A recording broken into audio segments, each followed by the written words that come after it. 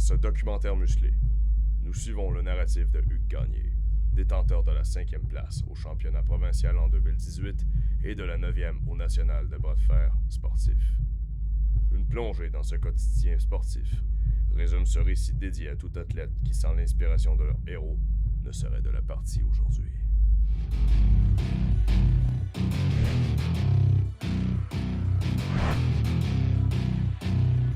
Et votre animateur pour ce reportage, Arnold Ogards.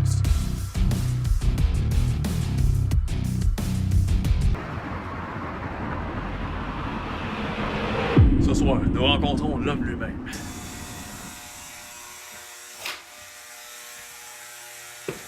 Hey, hey, comment ça va? Super, toi? Yes, sir. Yes.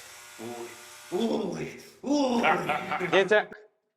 Monter au standard? Yes. Ça, chez nous, c'est dans ma chambre. Viens-t'en. Ok. J'étais dans les compétitions d'hommes forts quand je suis sorti avec mon père un matin. Il m'avait offert de venir à Saint-Jean-de-Mata pour voir une compétition d'hommes forts amateurs. J'ai dit oui. Quand que je suis allé là-bas, j'ai commencé les hommes forts. Puis j'ai resté là-dedans peut-être 3 à 4 ans. Quand j'ai rencontré Mario, qui avait commencé à travailler où mon père travaille, il m'avait parlé du bras de fer parce qu'il a été, je pense, 3e au Canada puis tout. C'est un ancien professeur d'haltérophilie, descendant direct de Louis Cyr d'ailleurs. Il m'a dit « Tu devrais vraiment essayer ça, mon neveu en fait. » Fait qu'il m'a apporté son neveu à un moment donné au gym, puis on a tiré ensemble. J'ai trouvé ça vraiment bien, parce que ça faisait quand même 4 ans que j'étais dans les hommes forts. Je commençais à avoir de sérieuses blessures au dos, parce que, tu sais, on va se dire, là, j'ai pas la frame 6 pieds 6, 380 livres non plus, hein? Fait qu'à un moment donné, lever des autos, ça magane.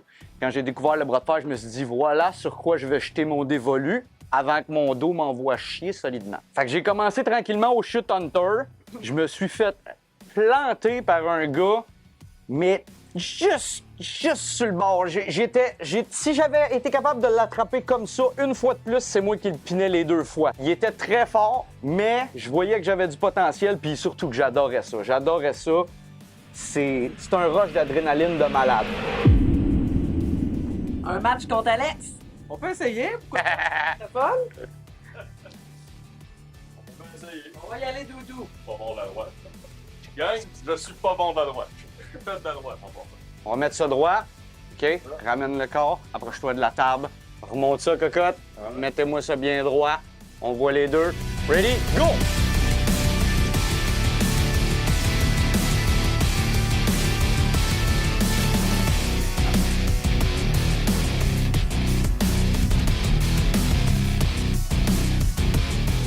Oh!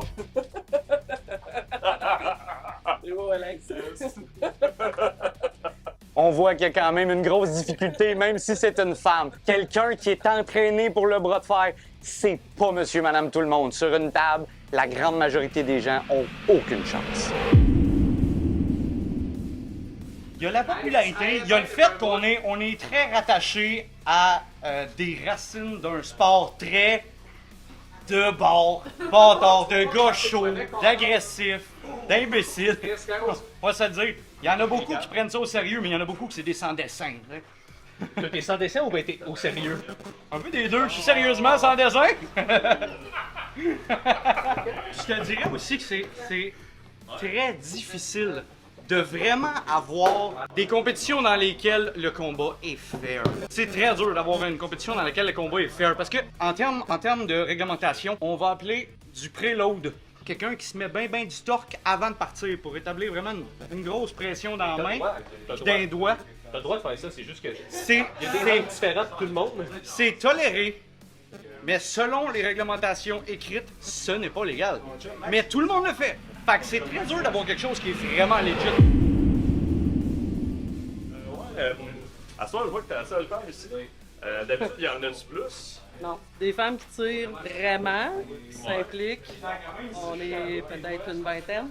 Ok, mais il y en a, là. Mais il y en a, mais c'est rare que tu vas avoir une équipe avec plus qu'une femme. Fait que les filles, on va tirer avec d'autres gars.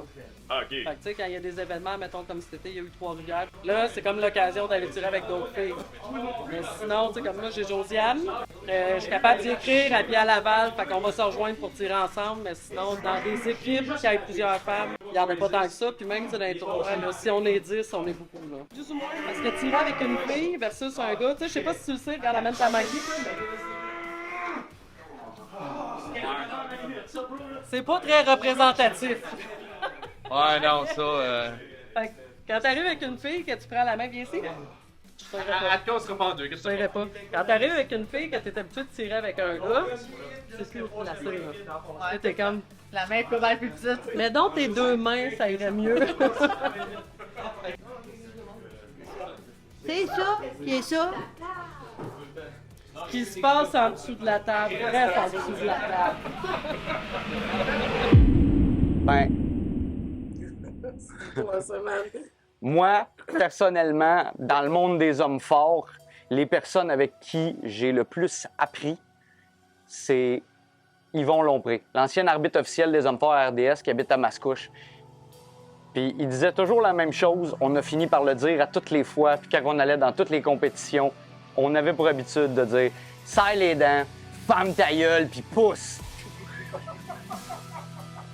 Malgré la peur, malgré le doute, malgré le fait que tu n'as jamais essayé ce poids-là, malgré le fait que la personne devant toi, tu l'as jamais affrontée et tu n'as aucune idée dans quel coin qu'elle va frapper dans ton bras, serre les dents, ferme ta gueule puis pousse.